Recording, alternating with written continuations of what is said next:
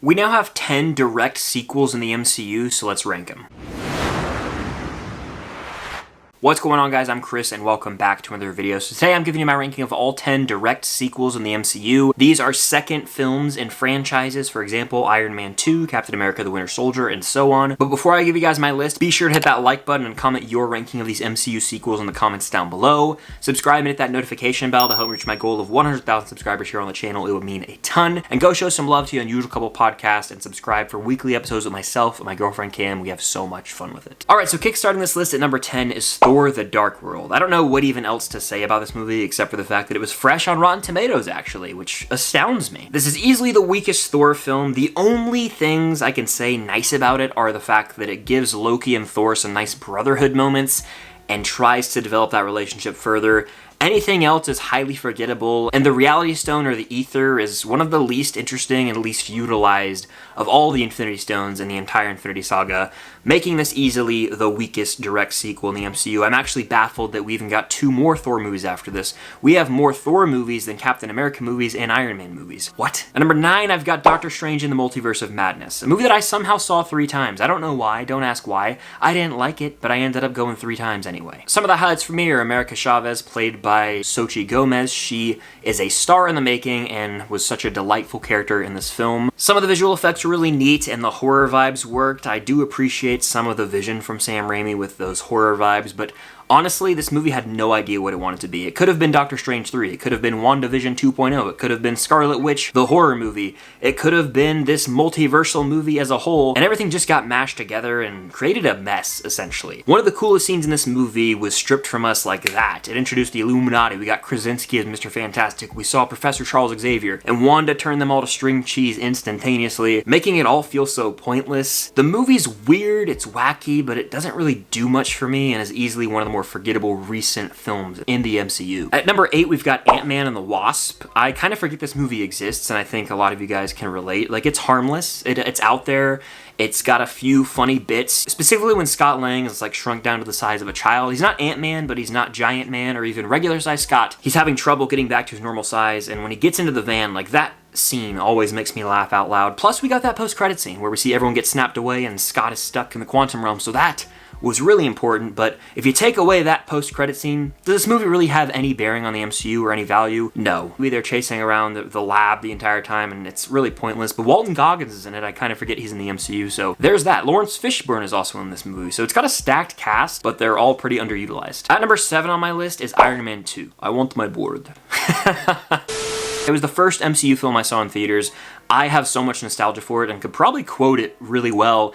It's horribly paced on rewatch, though. Like, it's actually pretty jarring how many scenes are just randomly cut together. Like, the editing in this movie is atrocious. It's trying to set up the Avengers. It introduces Black Widow. It's got Justin Hammer. It's got Whiplash. You've got Rhodey. So many things are going on within this film. Tony has a damn disease. Like, so much is going on in this movie. But it still has some awesome action. You got the great suit-up scene and the whole Monaco race scene. Elon Musk makes an appearance for some reason. I don't really know why. But Iron Man 2 is still watchable. It's got a lot of charisma, mainly because RDJ is the best as Tony Stark.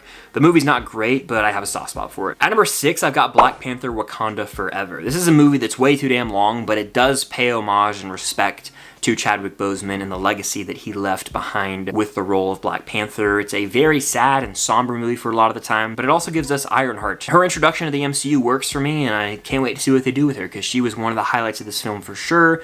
Shuri takes on the mantle of Black Panther. This movie's structure is a little weird. There's like a 30-minute period of time where it's just underwater with Namor, and it really slows down for no good reason. It does have its fist pump moments, but honestly, it's fairly forgettable, and the first Black Panther is significantly better as an overall movie to me. At number 5, I've got The Marvels, the movie that just hit theaters this weekend. I don't understand the overwhelming hate it's getting. I think it's an enjoyable enough time. Is it perfect? Hell no. It's got another throwaway MCU villain, which I've said a lot, but it's true. Like, this villain's name is escaping me. I don't remember her name, and her motives are also kind of like, whatever. You know, I just like the camaraderie between that trio so much. Miss Marvel's a standout, and then of course Carol and Monica making amends over their relationship is also really neat to see, and it pulls on the heartstrings at times. I'm also not going to turn down seeing multiple Flurkins. They're the cutest things ever, and Nick Fury is sort of watching over Kamala's family, which makes for some really great comedic bits.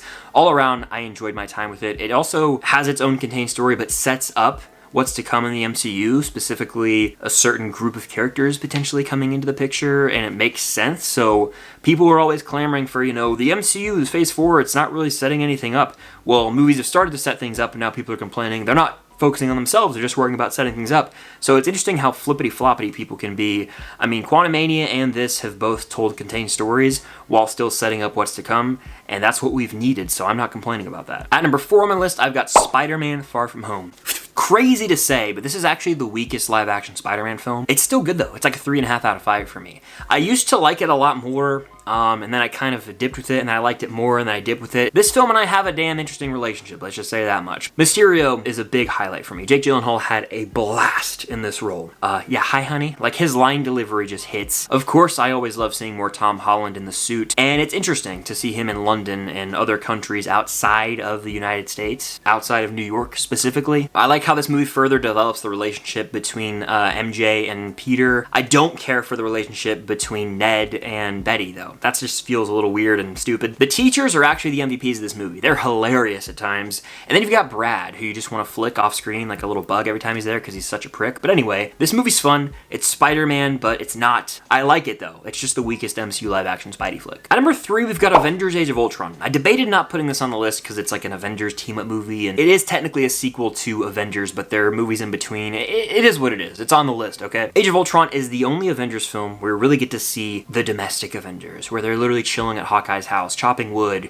cooking, just chilling. It's high stakes, but it's also low stakes to me. Like, obviously, the fate of the universe is on the line with Ultron and all those Ultron bots, but at the same time, they're just hanging out and they're just growing as characters and individuals. New Avengers headquarters is at the end of the movie, and we get to see like the team, and Cap goes Avengers, and then the credits roll. Like, there are awesome moments in this film. There's that scene of them all trying to lift Mjolnir, and Cap nudges it ever so slightly. So the movie has its memorable moments. I think Ultron's an overhated villain. It also introduces Scarlet Witch, Vision, and of course Quicksilver, gone too soon. And the opening scene, that one shot of all the Avengers in frame, come on now. My runner-up is Captain America the Winter Soldier. This is a overrated movie. Doesn't mean bad, but it's overrated.